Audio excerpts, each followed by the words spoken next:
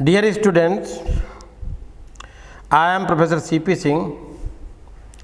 I shall discuss in this lecture mode of communication of acceptance. Mode of communication of acceptance दो तरीकों की हो सकती है। एक तो है कि जहाँ पर ऑफरर ने where offeror has himself prescribed the mode, और दूसरा है जहाँ ऑफरर ने मोड प्रिस्क्राइब न किया हो। तो पहला है जहाँ ऑफरर ने मोड प्रिस्क्राइब कर दिया है, वहाँ पर जो है इंडियन और इंग्लिश लॉ में डिफरेंस है। इंग्लिश लॉ में तो ये है कि यदि बताए गए ढंग से ऑफरी ने आप एक्सेप्टेंस कम्युनिकेट नहीं की है आप, तो वो वैलिड नहीं मानी जाती। कहने का मतलब है जिस ढंग से ऑफरर ने बताया हो एक्सेप्टेंस भेजिए, डाक से बताया है, रजिस्टर्ड पोस्ट से बताया है, सिंपल पोस्ट से बताया है, जैसे हैंड टू हैंड बताया है, जिस तरीके से बताया है उसी तरीके से अंग्रेजी लॉ में भेजी जानी चाहिए। यदि बताए गए ढंग से नहीं भेजी जाती तो ये वैलिड नहीं होती। इस पर एक अमेरिकन केस है एलियासन वर्सेस हिंसा का 1819 का। ए ने बी से कुछ आटा खाने वाला परचेज करने का ऑफर दिया था, और ऑफर जो है थ्रू वैगन भेजा था, WAGON। आफरी से उसने ये जो है अपेक्षा की थी कि जो एक्सेप्टेंस थ्रू वैगन ही भेज दी जाए, उसी वैगन से।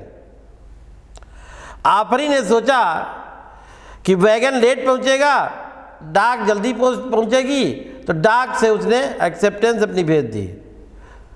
हालांकि वैगन जो है पहले पहुंचा और डाक बाद में आई, पहले इससे कोई अंतर नहीं पड़ता है। इधर जो है क्योंकि बताए गए ढंग से एक्सेप्टेंस नहीं आई थी, केस जो है अमेरिका का था, इंग्लिश केस था, इसलिए आटा लेने से ऑफरर ने मना कर दिया। क्यों? क्योंकि उसको जो एक्सेप्टेंस आई थी वो बताए गए ढंग से नहीं बताया। उसने कहा था थ्रू वैगन भेजिए, और वैगन न भेज करके डाक से भेजी गई। इंडियन लॉ में जो है थोड़ा डिफरेंस है, सेक्शन 7 की सब सेक्शन 2 है। इंडियन लॉ में है कि यदि ऑफरर द्वारा बताए गए ढंग से एक्सेप्टेंस कम्युनिकेट नहीं की गई है तो with in reasonable time offeror जो है उसे रिफ्यूज कर सकता है, और यदि वो रिफ्यूज नहीं करता है तो ये मान लिया जाएगा कि उसने एक्सेप्ट कर लिया है। एक प्रॉब्लम है, हम आपसे पूछ रहे हैं, बी ने ए से ऑफर दिया कि मैं अपना मकान 50,000 रुपये में बेचना चाहता हूँ। ये IAS में एक बार प्रॉब्लम पूछी गई थी, उसी पर है। यदि आप परचेज करना चाहें तो H को उसके पते पर लिखो। ए ने लिखने के बजाय अपने एजेंट को H के पते पर 50,000 रुपया लेकर भेज दिया। बी ने मना कर दिया बेचने से। उसका कहना है कि बताए गए ढंग से एक्सेप्ट, हमने तो कहा था कि उसको लिखो एजेंट को उसके, और वो सीधे 50,000 रुपया लेकर आ गया है, इसलिए वैलिड नहीं है। कोर्ट ने इसको वैलिड माना। उनका कोर्ट का कहना था कि जो पार्टी है ऑफरर, उसका ये कहना है कि बताए गए ढंग से वैलिड जब नहीं भेजी गई थी एक्सेप्टेंस, ये वैलिड नहीं माना जा सकता।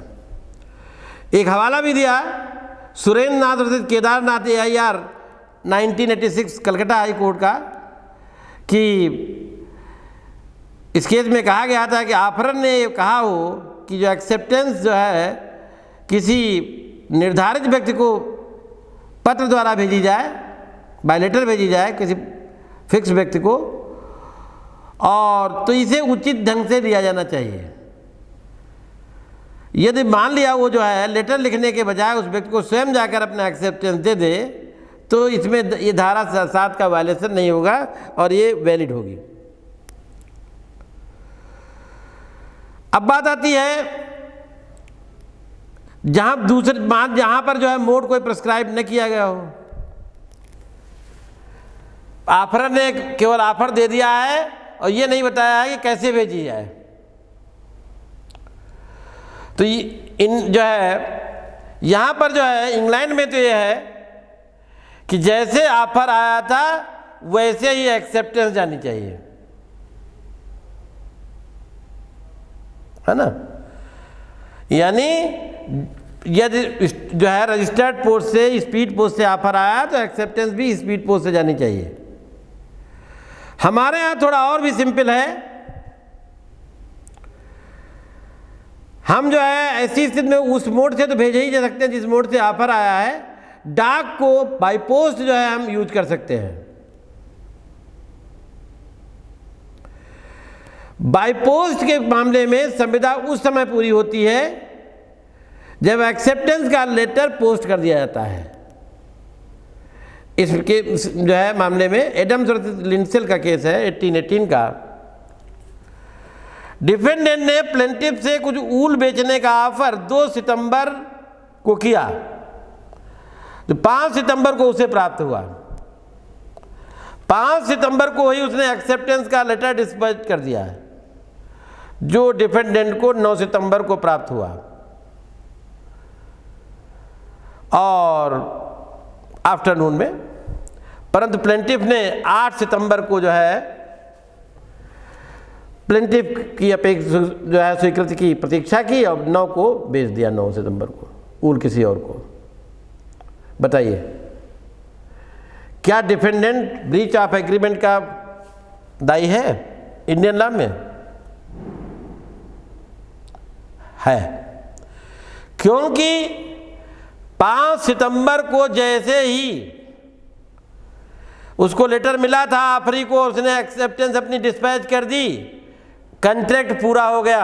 एक्सेप्टेंस जो है ऑफरर के अगेंस्ट पूरी हो गई, अब उसको रिवोक भी नहीं कर सकता है।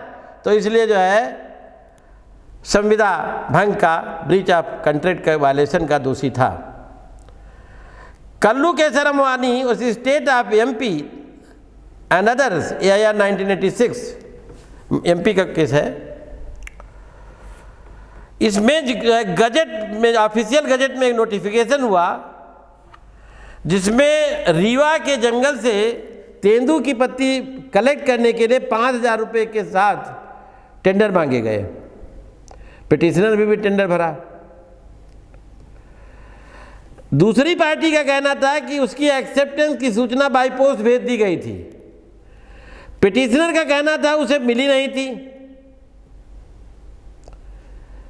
इंक्वायरी हुई, जांच हुई, देखा गया, चेक किया गया तो पता लगा कि जो है एक्सेप्टेंस के जो लेटर थी, कॉपी थी, वो DO फॉरेस्ट को जो भेजी गई थी उस पर दिनांक, मेमो संख्या तब वन रक्षक के दस्तखत नहीं थे, हस्ताक्षर नहीं थे। कहने का मतलब है फॉरेस्ट विभाग ये प्रूव नहीं कर पाया कि उसको भेजी गई थी, और यदि भेजी गई होती चाहे मिले या न मिले संविदा पूरी हुई मानी जाती है। एक्सेप्टेंस जो है का पत्र मिले या न मिले ऑफरर को पूरी मानी जाती है। तो इसमें चूंकि फॉरेस्ट विभाग वाले प्रूव नहीं कर पाए इसलिए संविदा निर्मित नहीं हुई मानी जाएगी। ये बहुत इंपॉर्टेंट चीज़ है। जब डाक द्वारा एक्सेप्टेंस भेजी गई हो, चाहे ऑफरर को कभी मिले या न मिले, डाक में खो जाए, कुछ हो जाए, माना यही जाएगा कि एक्सेप्टेंस जो है पूरी हो गई है। इसमें एक केस है house hold fire and accident insurance company versus grunt का 1879 का। इस केस में डिफेंडेंट ने प्लेंटिफ कंपनी से 100 शेयर परचेज करने के लिए ऑफर दिया था। प्लेंटिफ ने भी एक्सेप्टेंस का लेटर टाइमली भेज दिया था, जो डिफेंडेंट को कभी नहीं मिला। ये माना गया कि संविदा का निर्माण हो चुका था और डिफेंडेंट उससे बाउंड था, भले उसको मिले या न मिले उससे कोई मतलब नहीं है। तो ये जो है अब जो है एक्सेप्टेंस जो है भारतीय विधि में क्या है, इंडियन लॉ में एक्सेप्टेंस की कम्युनिकेशन ऑफर के अगेंस्ट तब पूरी होती है जब उसके प्रति इस प्रकार जो है डिस्पैच कर दी जाती है कि ऑफरी के पावर के बाहर हो जाए। जैसे बी द्वारा बाय पोस्ट भेजे गए ए के ऑफर को एक्सेप्ट करता है। एक्सेप्टेंस की सूचना ए के विरुद्ध तब पूरी होती है जब वो डाक में डाल दिया जाता है, पोस्ट कर दिया जाता है। तो कहने का मतलब है कि जो इंडिया में है, completion of acceptance, the communication of an acceptance is complete at different times for the offerer and the offeree. For the offerer, the communication of acceptance is complete when it is put in a course of transmission to him. Offeror के against तब पूरी होती है जब offeree acceptance का letter dispatch कर देता है। And for the offeree the communication of acceptance is complete when it comes to the knowledge of the offeror. Offeree के अगेंस्ट तब पूरी होती है जब ऑफरी के नॉलेज में आ जाता, ऑफरर के नॉलेज में आ जाता है, ऑफरर को पत्र मिल जाता है, तब पूरी होती है। तो कहने का मतलब ये है कि ऑफरी अपनी एक्सेप्टेंस तब तक रिवोक कर सकता है जब तक कि ऑफरर को ऑफरी का लेटर मिल न जाए, रिवोकेशन का पत्र मिल जाने पर जो है ऑफरी का ऑफरर को जो रिवोकेशन नहीं हो सकता, लेकिन मिलने के पहले तक वो रिवोकेशन कर सकता है। फॉर एग्जाम्पल, ए ने बी को अपना घर बेचने के लिए 10 लाख में ऑफर जो है 12 अक्टूबर को दिया था। 15 को बी को मिला, 16 को उसने अपनी एक्सेप्टेंस डिस्पैच कर दी, जो 20 को 4 बजे जो है ऑफरर ए को मिल गई। यहाँ ऑफरी ए के को जो है जब तक ऑफरर को 20 को मिलता 4 बजे तक, उसके पहले तक किसी स्पीडर मोड से अपने एक्सेप्टेंस का रिवोक कर सकता था, परंतु उसके बाद नहीं। Thank you very much.